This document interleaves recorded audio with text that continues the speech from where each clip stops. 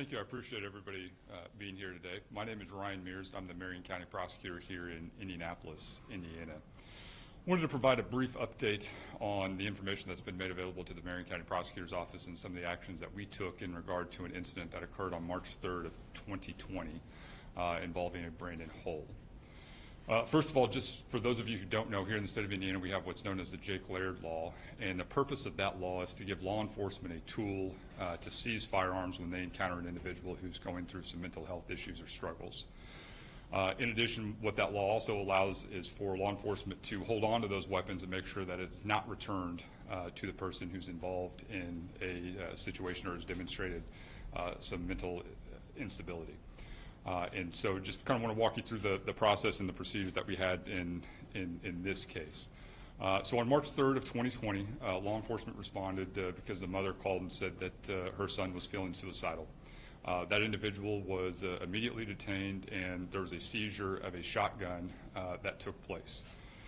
Because there was a seizure of the shotgun that took place pursuant to the Laird Law, there is a provision which states that if there's a warrantless seizure, that there needs to be a petition filed which states why there was probable cause to take that weapon. In this particular case, the petition was not filed because the family in this particular case had agreed to forfeit the firearm that was in question, and they were not going to pursue the return of that firearm. And so we were then in a position to basically fulfill the purpose and the intent of the law, as we were able to take the firearm out of that residence, and they agreed that they were not going to seek the return of that weapon. And so that's why that initial petition establishing probable cause for the seizure did not take place. In addition to that, there's also, and again, that standard is probable cause. In addition to that, there's also a provision that deals with the issue of, can you establish by clear and convincing evidence, does this person have a violent propensity or mental instability? And so we needed basically to be able to establish that, or does the person have a history of not taking, they've been diagnosed with a mental illness, and do they take their prescribed medication? And so that was kind of the situation that we were confronted with to move forward with that second phase of a potential red law petition. And so what we did in this particular case, just evaluated the facts and circumstances as they were presented to us, and keeping in mind the burden of clear and convincing and violent propensity. And in this particular situation, we had a case where it was just a single incident.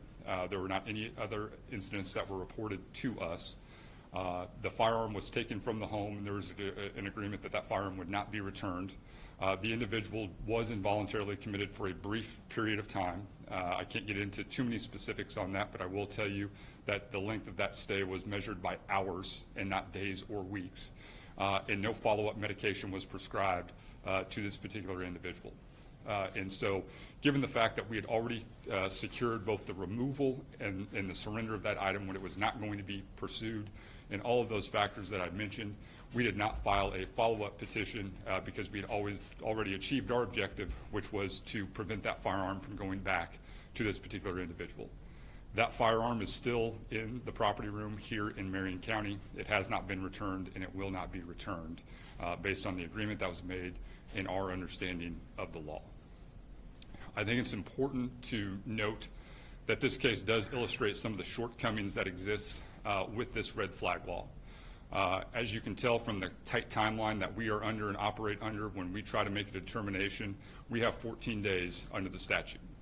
And because we have 14 days, our ability to have access to meaningful medical history, meaningful mental health records is severely limited. I think it's important to note that the statute only authorizes us to issue search warrants to seize a weapon.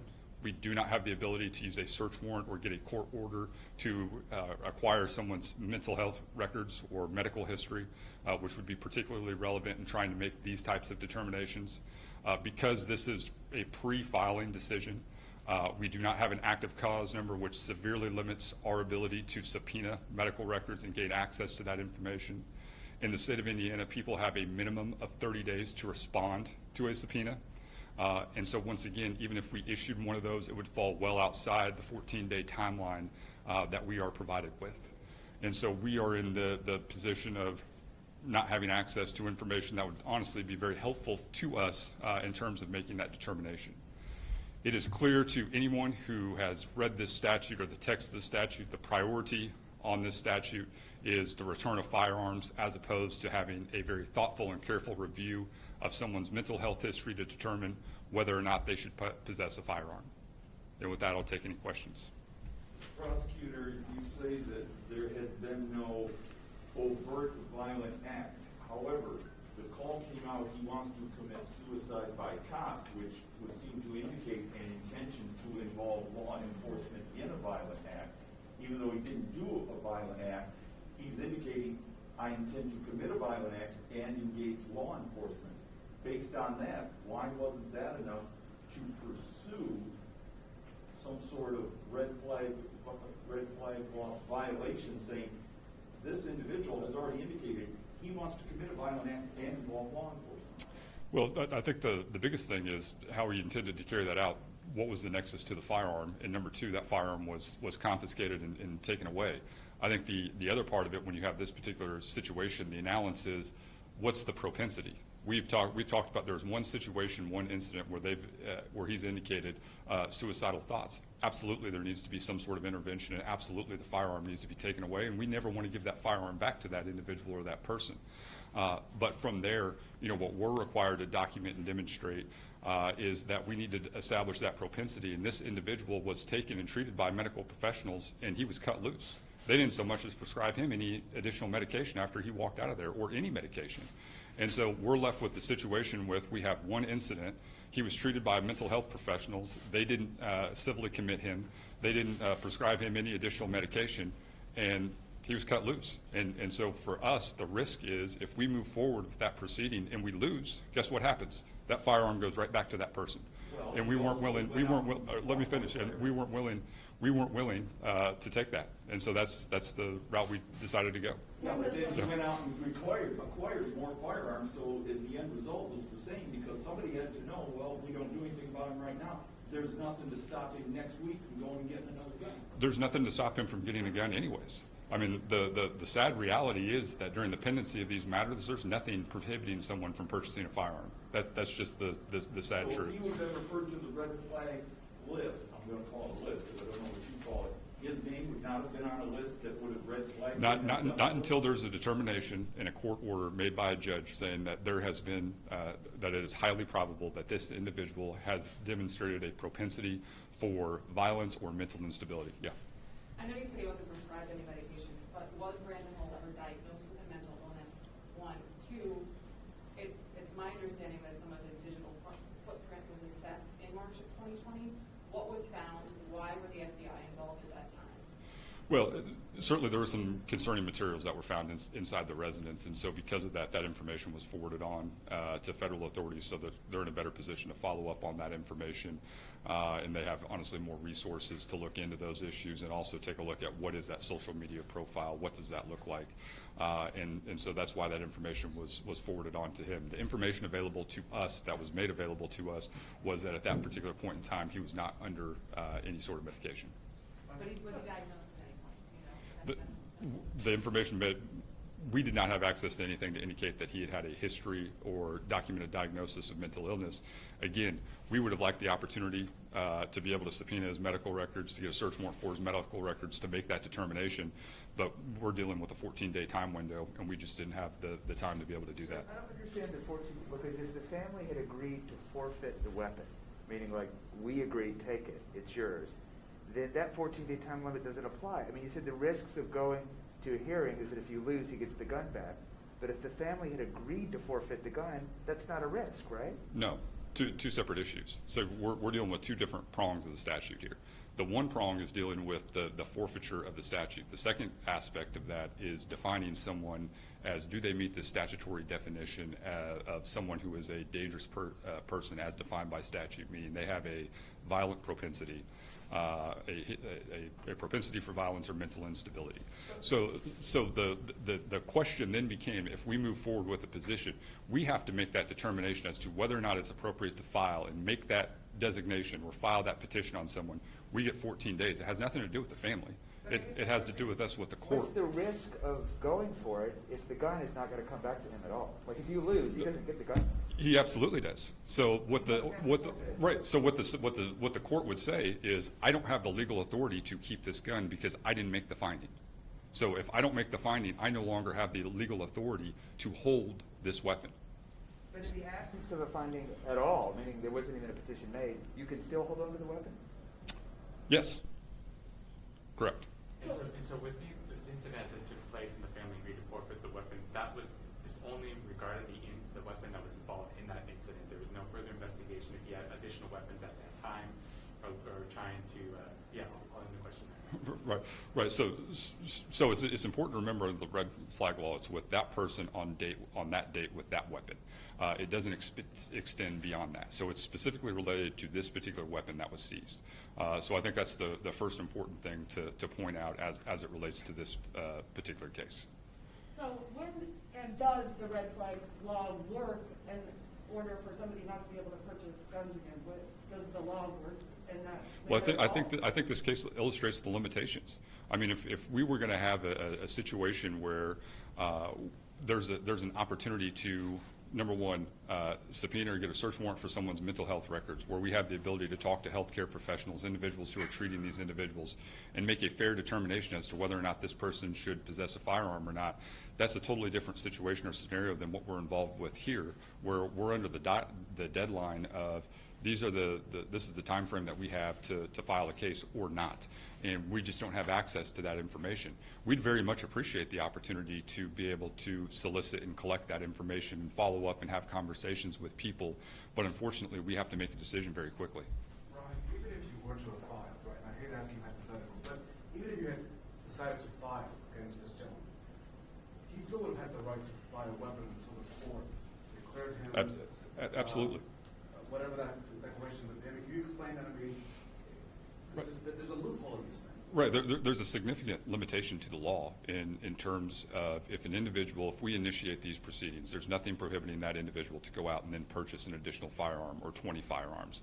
They are free to do that until there is an actual documented finding where a judge says, I can find by clear and convincing evidence that this person has a propensity for violence or mental instability. So now we've identified a problem. So as someone who has to decide right and wrong every single day of the week, if you go back to the legislature, and obviously they go off in a couple of days, in January, how do you change this thing so that it becomes usable, so that it can be used in real time? It seems to me that right now, it sounds nice to have this law in the books, but it doesn't really apply in real time. It's not really it's sort of like in fantasy land. It makes us feel good, but when we put it in application, it doesn't work. Yeah, absolutely. And I think the easiest thing to do would just be if a judge makes that probable cause determination, meaning we think there's probable cause to take that weapon from somebody, then that should be the standard. That person should not be permitted to purchase a firearm.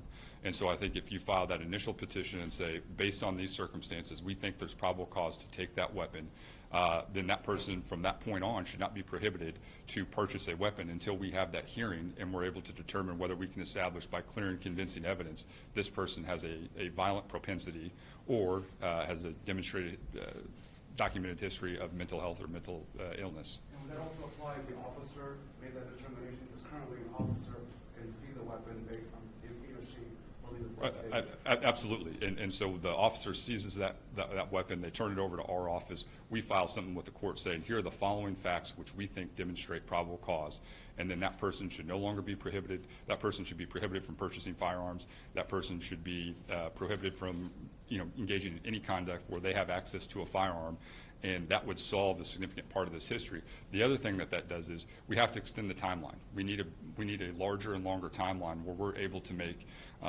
these types of hearings. We want to make decisions based on the best evidence available to us.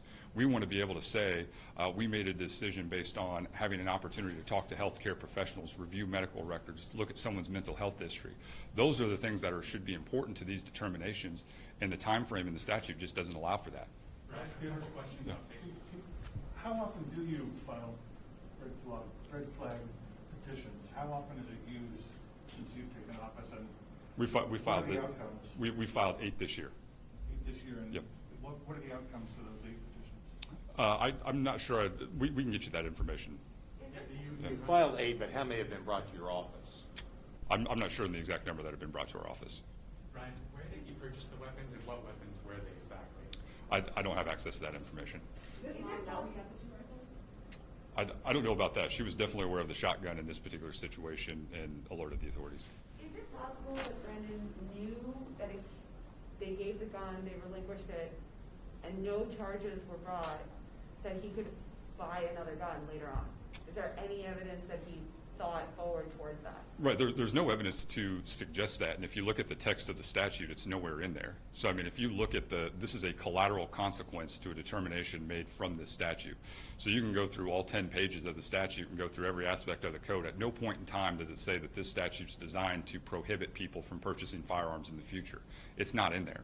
A collateral consequence of this finding is you're not allowed to purchase firearms, but it's nowhere in the statutory scheme, and it's not exactly something that I would say is common knowledge. And when we have conversations with the public and with the media and even our law enforcement partners, there's a great deal of confusion about what it actually means to have these items seized. Ryan, the state that's the Second Amendment friendly, you think you find the appetite in the State House that would even consider what you're suggesting, which is that when police come to you with a weapon, that they are stopped from buying any other weapons?